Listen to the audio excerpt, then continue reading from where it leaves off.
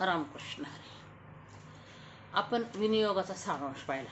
भगवंतांनी काय सांगितलं की तू विचार करू नको, धर्माचा विचार करू नको, पाप पुण्याचा विचार करू नको आणि स्वधर्माचा सुद्धा त्याग करून फक्त केवळ अनन्य भक्तीने, अनन्य भावाने, भक्तिभावाने मला शरणी तुझं पाप पुण्य सुद्धा मीच होईल. हे भगवंतांनी अर्जुनाला सत्यतापूर्वक, शपथपूर्वक सांगितलेलं आहे. म्हणजे ही शपथ, ही शक्ती भगवंतांनी कधी घेतलेली आहे? जेव्हा कृष्ण जन्म घेतला, भगवंतांनी अवतार धारण केला, तेव्हा हे ज्ञान भगवंतांनी शपथपूर्वक सांगितलेलं आहे अर्जुनाला. पण ते अर्थातच समाजासाठी, आपल्यासारख्यासाठीच हे सांगितले आहे भगवंतांनी हे आपल्याला. तर म्हणून आपणही भगवद्गीतेचा अभ्यास करण्याचा प्रयत्न करायचा आहे. आता आपण करण्यासाला सुरुवात करूया. परंतु करण्यास हा जो आहे हा शारीरिक दृष्ट्या आपण करणार आहोत, पण तो मानसिक दृष्टीने सुद्धा आपल्याला त्याचा फायदा झाला पाहिजे. कसा तो आपण बघूया. आता नियमाचं एक दररोजचं उदाहरण घेऊ आपण एक, की आपण रोज नित्यनियमाने जेवण करतो.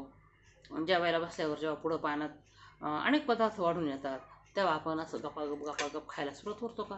ताटात आल्याबरोबर, पाण्यात वाढल्याबरोबर नाही नाही खात आपण गपागप, नाही का? कारण अन्न हे पूर्ण ब्रह्म आहे. मग त्याला पाण्याभोवती पाणी करून, त्याला नमस्कार करून, देवाला आवाहन करून मग आपण भोजनाचा एक एक घास घेतो की नाही. आणि भजनाचा श्लोक कोणता आहे? वदनी कवळ घेता नाम घ्या श्री हरीचे, सहज हवन होते नाम घेता फुकाचे. जीवन करी जीवित्वा अन्न हे पूर्ण ब्रह्म, उदर भरण नो हे जानिजे यज्ञ कर्म. जनी भोजनी नाम वाचे वदावे, अति आदरे नाम घोषे म्हणावे. हरिचिंतनी अन्न सेवित जावे, तरी श्री हरी पावे जेतो स्वभावे.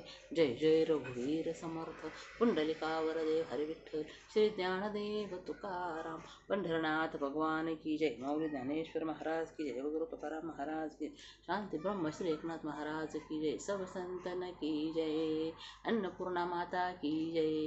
सगळ्या देवांना, संतांना आवाहन करून आपण अन्नाचा घास घ्यावा, जेणेकरून आपण जे काही खातोय ते सगळं कृष्णार्पण होतं, भगवंतापर्यंत ते पोहोचतं.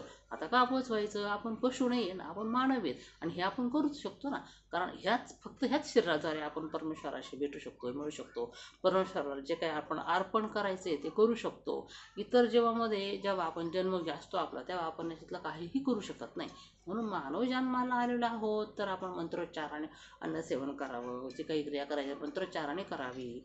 जेवण तरी आपण नक्कीच मंत्रोच्चाराने करतो. मग पहिला घास घेतं, देवाला आवाहन करायचं, देवाचं नाव घ्यायचं. भगवंताला आवाहन केलं म्हणजे अन्नही सहजच पचतं. फक्त हे पोट भरणं नाही, हा यज्ञ कर्म आहे. आता आपण यज्ञ वगैरे काही करत नाही. आता जेवण करणं, स्वयंपाक करणं हेच आपले यज्ञ. मोठा यज्ञ आपण करतो का? नाही करत. कुठंतरी होती समारंभात, मोठ्या कार्यक्रमात तर यज्ञ होतात, अन्यथा घरात कोणी आता यज्ञ करतच नाही. होम हवन यज्ञ हे काही होत नाही. तर किमान अन्न पदार्थ शिजवणं म्हणजे हे सुद्धा गृहिणी यज्ञच करते आणि आपण जेवतो हा सुद्धा यज्ञच आहे. परंतु हा यज्ञ करताना, स्वयंपाक करताना सुद्धा श्रेयाने नामस्मरण करीत स्वयंपाक करावं आणि जेवण करताना सुद्धा खाणाराने सुद्धा त्याचा आस्वाद घ्यावा, त्याला मान देऊन त्याचा आदरानेच सेवन करावं. असं केल्याने काय होतं की तो प्रसाद जो भगवंताला तर पोचतोच, पण जेवण केल्याचा आपल्याला आनंद मिळतो, त्यामुळं आत्मा संतुष्ट होतो. जेवणामुळं शरीर सुदृढ होते, शरीरात ताकद येते, मन समाधान पावतं, जीवाला आनंद होतो. स्वादिष्ट रुचकर जेवण खाल्ल्यामुळं शरीर समाधानी होतं, आनंदी होतं, प्रसन्न होतं, तेजस्वी होतं. आणि याचप्रमाणे ही शरीराची परिस्थिती झाली, पण त्याचप्रमाणे बुद्धीला सुद्धा खाद्य देणं आवश्यक आहे, मनाला सुद्धा खाद्य देणं आवश्यक आहे. म्हणून हा करण्यास वगैरे हे आपण पुढच्या भागात बघूया. रामकृष्ण हरी.